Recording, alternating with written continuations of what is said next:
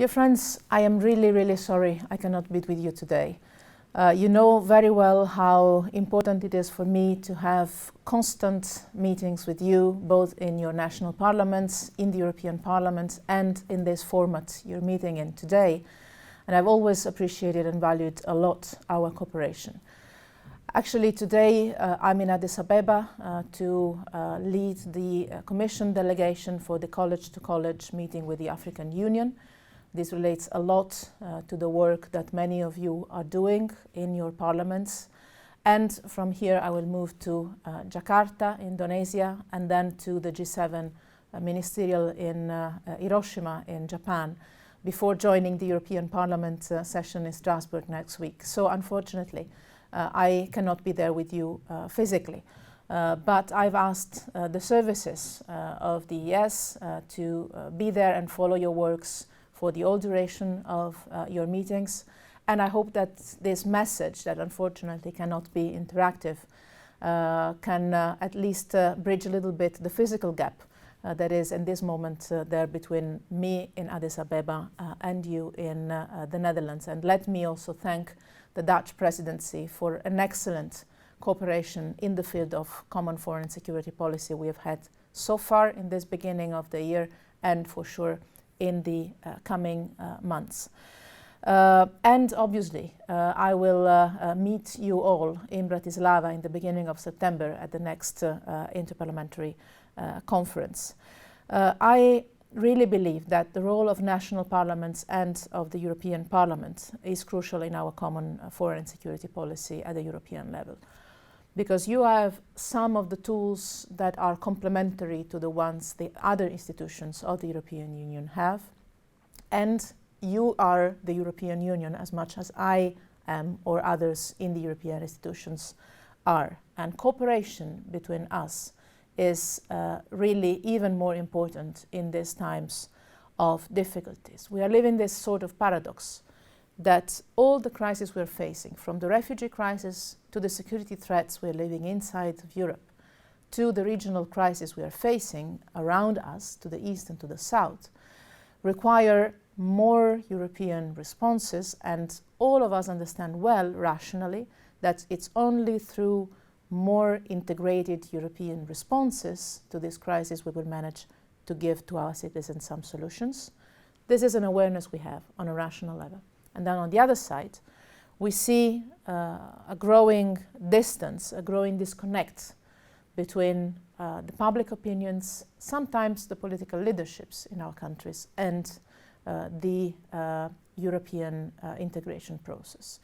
If we do not manage together to bridge this gap between what is needed in terms of responses on the policies, on the instruments, on the resources sometimes, and the political leadership that is required to achieve them, and we manage in this way to deliver results to our citizens, we lose. We lose the European integration project, and we lose the possibility to give answers to our people. Instead of facing this risk of having a lose-lose situation, we have together to invest in new common European ways to find solutions to the problems we're facing. In the world of today, it's only through a European level response that we will manage to face the problems we are facing, both inside and outside of our union. And it's only cooperation between different institutions, local, national, European level, that we can achieve this. Let me also say that despite all the cliches, especially in the media, our union is much more united than it seems when it comes to foreign policy. Maybe sometimes we're more united on foreign policy than on our internal policies. This is a shame and a pity for our internal dimension, but it maybe is an element of pride for our common foreign and security policy. Let me give you some examples, two or maybe three. One is Syria. On Syria, thanks to a very coordinated approach within the European Union, with member states, with parliaments, with the Commission, all of it, and also with dialogue with our partners, we managed to put together a format of international support group that managed to put in place a dynamic that has achieved so far a cessation of hostilities that is holding and access of humanitarian aid to areas that were impossible to reach before this work. This is relevant on a humanitarian level because we are saving lives. This is relevant on a security level because the only way of defeating Daesh for real is guaranteeing the end of the conflict in Syria and the possibility of uniting forces inside Syria and in the region to fight against the terrorist threat in an effective way. And this is relevant for the politics in our region. I say our region because it's more and more evident that the Middle East and the Mediterranean are integral part of our common European region. On Syria, we are continuing to work hand in hand with the United States, with the United Nations, also with the Russians, and with all the relevant regional actors to try to put an end to this conflict.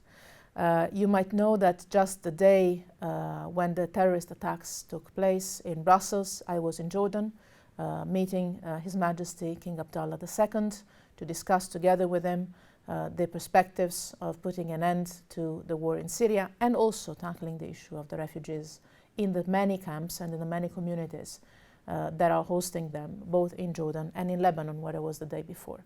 But the day after the terrorist attacks in Brussels, after the sorrow, after the pain, also after the tears, I was flying to Geneva on the request of Staffan de Mistura, the UN Special Envoy for Syria, to meet the Syrian parties and bring into them this message. Engage in negotiations for a transition in Damascus, because this is what the Syrian refugees outside of Syria and the Syrians displaced inside Syria are demanding, a peaceful country where they can return. And this is also what the Europeans are asking to you the day after the terrorist attack took so many lives of our citizens. This is a responsibility that the Syrian parties have now that the international community and the regional actors are uniting to make this possible. And the European Union is leading this process in the strongest possible way. Not only the humanitarian aid, where we're the first actor, but also the political track and the political negotiations. On Libya, similarly, I do not take too much time out of your busy schedule today on this, but let me say that we have constantly in these months worked with the UN Special Envoy, meeting the Prime Minister Sarraj. Personally, I met him several times. I was, I think, the first to meet him from a European perspective after he was designated in Tunis. Now that he moved to Tripoli, I talked to him a couple of days ago. We started discussion, all the European Union support to the government of national accord, security-wise, humanitarian aspects, the work with the municipalities, to try and have the government of national accord delivering for the sake of the Libyan people and also for the sake of the region, the neighboring countries, including Europe. We have, together with Libya, to work on the huge migration challenge that we commonly share, and we need to defeat Daesh also in Libya. And I count on the leadership and the unity of the Libyan people to face this threat. The European Union, together with the rest of the international community, will stand at their side and support in all possible ways they might need and request. But another sign of our strong unity and our strong foreign policy is Africa. And saying this from Addis Ababa gives me a special pride, because our work with Africa has increased dramatically in the last year. I've visited twice in only a few months Addis Ababa and the African Union, but 4 times in the last months the Sub-Saharan African and an enormous numbers of time the Northern African countries. Africa is one of the continents, if not the continent, where the future of Europe can be shaped, and also the future of Africa for sure.